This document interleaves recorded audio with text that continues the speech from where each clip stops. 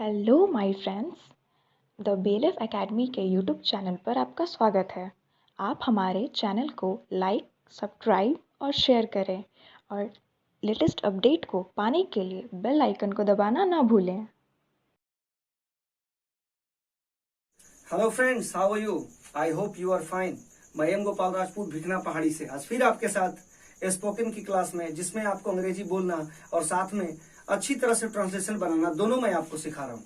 आज के इस एपिसोड में ऐसे स्ट्रक्चर पे हम लोग चर्चा करेंगे जिस स्ट्रक्चर को सीखने के बाद अंदर में एक अलग सी कौतूहल क्रिएट हो जाती है कि हमने कुछ नया सीखा है। आज उसी पे हमारी चर्चा है और ये जो स्ट्रक्चर है ये shall have and will have के यूज पे ये स्ट्रक्चर है। जैसा कि आप सभी जानते हैं कि जिसमें शैल लग जाए या विल लग जाए इसका मतलब वो फ्यूचर की बात करेगा, क्योंकि पिछले क्लास में मैंने कहा था कि शैल विल जहां लगेगा वहां फ्यूचर की बात करेगा। शैल विल लगने का मतलब ही होता है वो फ्यूचर की ही बात करेगा, और जहां फ्यूचर की बात होगी ना वहां पे निश्चित रूप से आप फ्यूचर पर तब सोचेंगे जब आपका वर्तमान अच्छा होगा। कहीं ना कहीं आप ये सोच रहे होंगे कि मेरी अंग्रेजी अच्छी हो रही है तो आने वाले भविष्य में मैं भी अंग्रेजी बोलूंगा। And absolutely you can speak English because you are working hard, so definitely you can speak. No one can stop you if you are going to learn one by one the structures. The moment comes when you can speak fluently, because I tell you, those who have started from initial level and they are regular in my class, definitely they have learned English a lot.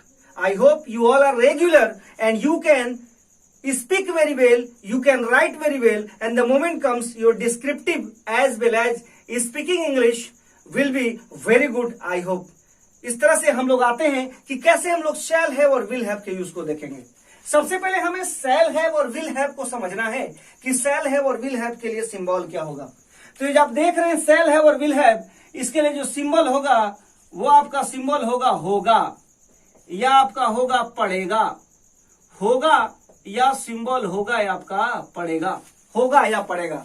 जैसे हिंदी फिल्मों का एक गाना तो आपने सुना होगा ना कि जो वादा किया है तो निभाना पड़ेगा। तो ये जो पड़ेगा लगा है या जो होगा लगा है, जिस सेंटेंस के लास्ट में होगा या पड़ेगा लगेगा, निश्चित रूप से वो सेंटेंस आपका जो है शैल हैव और विल हैव के कॉन्सेप्ट में होगा। चूंकि ये इन्फिनिटिव का स्ट्रक्चर है तो इन्फिनिटिव के लिए जो सबसे पहले स्ट्रक्चर हम तैयार करेंगे वो स्ट्रक्चर हमारा होगा सब्जेक्ट होगा। सब्जेक्ट के बाद क्या होगा हमारा? सब्जेक्ट के बाद हमारा शैल होगा, शैल के बाद विल होगा, विल के बाद हैव होगा, हैव के बाद आपका टू होगा, टू के बाद प्लस V1 और V1 के बाद प्लस ऑब्जेक्ट होगा, और यही वो सिंबल काम करेगा, होगा या पड़ेगा। अब बात दिमाग में आ रही होगी कि कहां पे हम शैल हैव लगाएंगे और कहां पर हम विल हैव लगाएंगे। ये बड़ा कंफ्यूजन हो गया आपको। इस कंफ्यूजन को दूर करने के लिए हम लोग क्या करेंगे, आई और वी ये दो ऐसे हैं जिनके साथ हम लोग शैल हैव का प्रयोग करेंगे। उसके बाद हमारे पास ही है, शी है, ईट है, नेम है या हमारे पास दे है। इन सभी के साथ हम लोग विल हैव का प्रयोग करेंगे। एक बात और मैंने कहा था, मुझे जाना होगा तो आई शैल हैव टू गो। लेकिन अगर हम अवश्य का बोध कराते हैं, अगर हम लोग किसका बोध कराते हैं? अवश्य का। अगर हम लोग अवश्य का बोध कराते हैं तो अवश्य की स्थिति में ये उलट जाएगा इन द सेंस व्हाट, आई और वी के साथ हम लोग शैल की जगह पे हम लोग विल का प्रयोग करेंगे। शैल की जगह क्या लगेगा? विल लगेगा। और उसके बाद जहां जहां हमने विल लगाया, अब देख रहे हैं कि यहां पर विल हैव लगा है। ऐसी स्थिति में ही, शी, इट, नेम या आपका दे है। ये हमारे पास ही, सी, इट, नेम और दे है। यहां इसके साथ हम लोग शैल का प्रयोग करेंगे। मुझे लगता है एग्जाम्पल्स के माध्यम से आप इसको ज्यादा अच्छे से समझेंगे। मैं एग्जाम्पल्स के माध्यम से आपको समझाने की कोशिश करता हूं कि कैसे एग्जाम्पल्स के माध्यम से समझेंगे। जैसे यहां पे लिखते हैं रमन को जाना होगा, रमन को जाना होगा। एक सेंटेंस यहां पे है, रमन को जाना होगा। इस सेंटेंस को क्या बनाते हैं? रमन। जाहिर सी बात है आई और वी नहीं है, नॉर्मल सेंटेंस है, तो रमन के साथ क्या लगेगा? विल हैव लगेगा। और विल हैव के बाद क्या लगेगा? जाना की अंग्रेजी गो होती है, गो यहां पे लिख लेंगे और यहां पे टू लगाएंगे। ये सेंटेंस हमारा सही हो गया। अगर इसी सेंटेंस को हम लिखते हैं कि रमन को अवश्य जाना होगा, मेरे बच्चों ध्यान देंगे आप, रमन को अवश्य जाना होगा। इस सेंटेंस को जब बनाना होगा तो हम बनाएंगे रमन, और रमन के बाद चूंकि यहां पे अवश्य लगा है तो लगना यहाँ पे क्या चाहिए था, लगना यहाँ पे चाहिए था नॉर्मल केस में विल, लेकिन यहाँ लगा क्या है, अवश्य लगा है। तो अवश्य लगने की स्थिति में यहाँ पे हमारा सेल होगा, और सेल के बाद हैव होगा, और सेल हैव टू गो हो जाएगा, Raman shall have to go. इसी तरह से हम यहाँ पे सेंटेंस बनाते हैं, जैसे बोलते हैं कि नीतीश को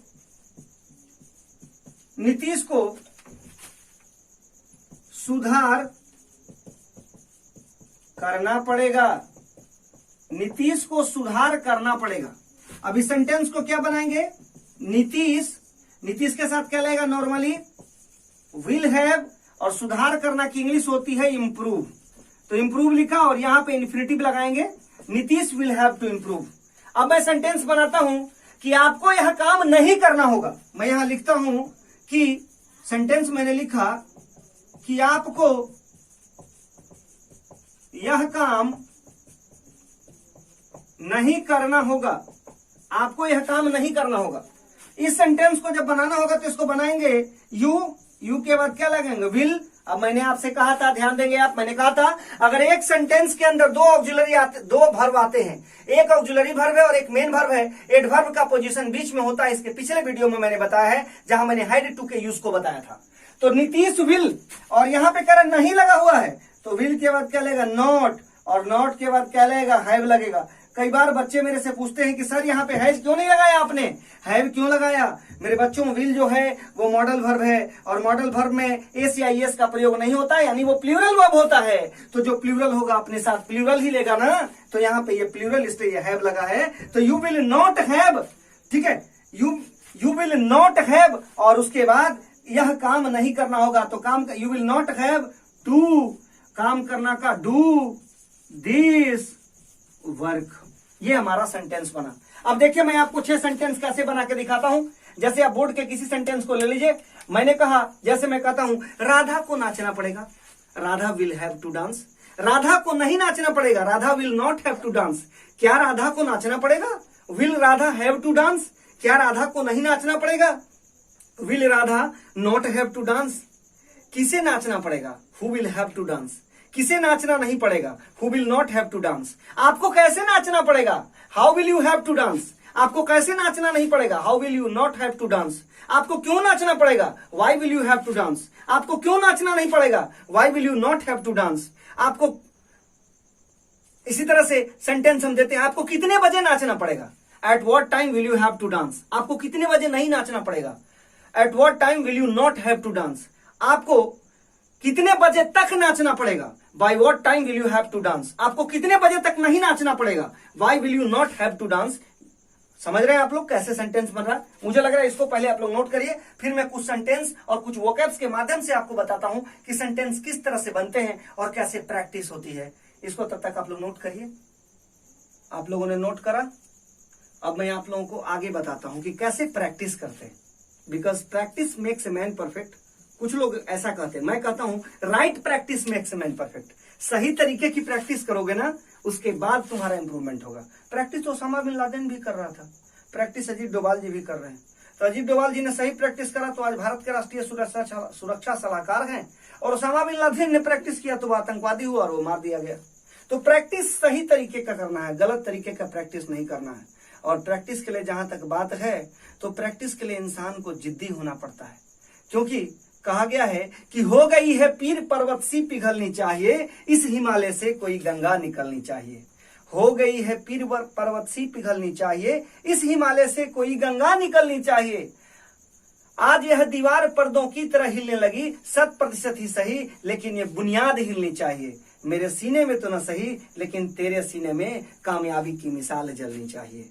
जितना ज्यादा प्रैक्टिस करेंगे उतना ज्यादा अच्छा होगा। आइए अब हम वोकैब्स के माध्यम से देखते हैं कि कैसे हम वोकैब्स पे काम करते हैं। सबसे पहला हमारे पास जो वर्ड है वो हमारे पास वर्ड है सेल, SELL सेल। सेल का मतलब मेरे बच्चों क्या होता है, सेल का मतलब होता है बेचना। सेल का मतलब क्या होता है, बेचना। मेक का मतलब क्या होता है, मेक का मतलब होता है बनाना। बाई का मतलब क्या होता है, बाई का मतलब होता है खरीदना। वर्ड्स को गौर से देखेंगे। प्ले का मतलब क्या होता है, खेलना। बिल्कुल बेसिक लेवल के वर्ड से याद करिए। ब्रिंग का मतलब क्या होता है, लाना। और क्लोज का मतलब क्या होता है, बंद करना। क्लोज का मतलब बंद करना। डिग का मतलब क्या होता है, खोदना, गड्ढा वगैरह जो खोदते हैं। कैरी मतलब क्या होता है, ढोना, कोई सामान ढो के लाते हैं। डाई का मतलब क्या होता है, मरना। और क्राई का मतलब क्या होता है, चिल्लाना, छोटे छोटे बच्चे चिल्लाते हैं। अब इन सब से हमको सेंटेंस बनाना है और प्रैक्टिस करना है। पहला है सेल। जैसे मैं कहता हूं उसे घर बेचना होगा, उसे क्या करना होगा, घर बेचना होगा। तो उसे घर बेचना होगा तो इसको क्या बनाएंगे, she will have to sell the house. उसे घर बेचना होगा। She will have to sell the house. Make मने होता है बनाना। जैसे कहते हैं उसे भोजन बनाना होगा, तो he will have to make food. एक कंफ्यूजन होगा, आप बोलोगे सर कुक फूड भी होता है, मेक फूड भी होता है, प्रिपेयर फूड भी होता है।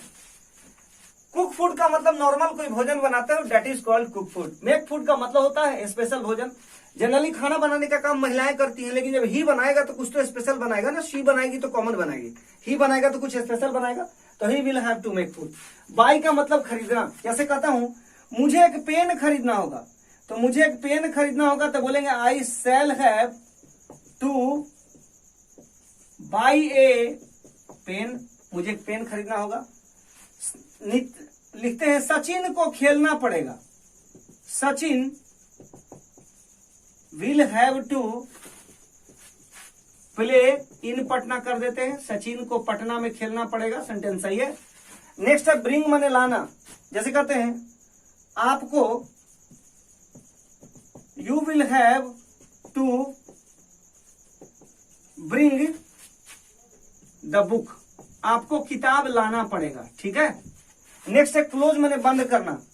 तो you will have to close your eyes. आपको अपनी आंखें क्या करनी होगी, बंद करनी होगी। You will have to close your eyes. Dig का मतलब गड्ढा खोदना। जैसे कहते हैं कि we shall have to dig. हम लोगों को एक खड्डा खोदना होगा, ठीक है। कैरी माने ढोना। जैसे कहते हैं आप यहां पे कह सकते हैं कि Radha will have to carry a notebook. Carry a notebook. Radha को एक नोटबुक ढोना पड़ेगा। डाई का मतलब मरना होता है, डाई। जैसे कह सकते हैं they will have to die without water. उन लोगों को पानी के बिना मरना पड़ेगा, है मरना होगा। क्राई का मतलब चिल्लाना। जैसे कह सकते हैं Udit will have to cry for milk. Udit को दूध के लिए क्या करना पड़ेगा, चिल्लाना पड़ेगा। अभी आपने देखा कि सारे वर्ड्स पर मैंने सेंटेंस बनाया। अब मैं कुछ सेंटेंसेस पर 6 सेंटेंस आपको बना के बताता हूं कि कैसे सेंटेंस बनता। कोई भी वर्ड ले लेते। जैसे मैं कहता हूं कि आपको अपनी आंखें बंद करनी होगी, तो you will have to close your eyes. आपको अपनी आंखें नहीं बंद करनी होगी, you will not have to close your eyes. क्या आपको अपनी आंखें बंद करनी होगी, will you have to close your eyes. क्या आपको अपनी आंखें बंद नहीं करनी होगी, will you not have to close your eyes. आपको कितने बजे अपनी आंखें बंद करनी पड़ेगी, at what time will you have to close your eyes. आपको कितने बजे अपनी आंखें बंद नहीं करनी होगी, तो at what time will you not have to close your eyes. आपको कैसे अपनी आंखें बंद करनी होगी, how will you have to close your eyes. क्या आपको इसी समय अपनी आंखें बंद करनी होगी, will you have to close your eyes at this time. कहने का मतलब है जितने सेंटेंस बनाओ उतने सेंटेंस बनते चले जाएंगे। मैं कहता हूं डाई मतलब मरना, तो कहते हैं कि they will have to die without water. उन्हें पानी के बिना मरना पड़ेगा या मरना होगा। उन्हें पानी के बिना नहीं मरना होगा, they will not have to die without water. क्या उन्हें पानी के बिना मरना होगा, will they have to die without water. क्या उन्हें पानी के बिना नहीं मरना होगा, तो will they not have to die without water. आपको कैसे पानी के बिना मरना होगा, तो how will you have to die without water. आपको क्यों पानी के बिना मरना पड़ेगा, why will you have to die without water. आप देख रहे सेंटेंस कैसे बना रहा हूं। मैं कहता हूं Udit will have to cry for milk. Udit को दूध के लिए चिल्लाना होगा। या चिल्लाना पड़ेगा? उदित को दूध के लिए नहीं चिल्लाना पड़ेगा. उदित will not have to cry. Udit will not have to cry for milk. What I said, just you people are getting what I have said. You have to do practice. If you do practice, you can speak English very easily. It's not a mantra of me. It's a mantra of everyone who is doing practice. You have to do practice. When you are going to do practice with the help of words, first you have to make a small sentences. If you are going to learn, and if your learning is at initial level, you have to speak very lightly. You will have to speak without hesitation. If you are making mistake, no problem, it happens with you. But what you have to do, you have to practice a lot, because without practice you cannot go ahead. Practice is the best concept for you. If you do practice, you can be a very good speaker. I hope for today it is enough class for you, and after that I am going to close. In next session I am coming, and I think best of luck. Wish you all the best for you. Thank you very much. Have a nice day to you all. Thanks for watching the video. Please like, subscribe and share it.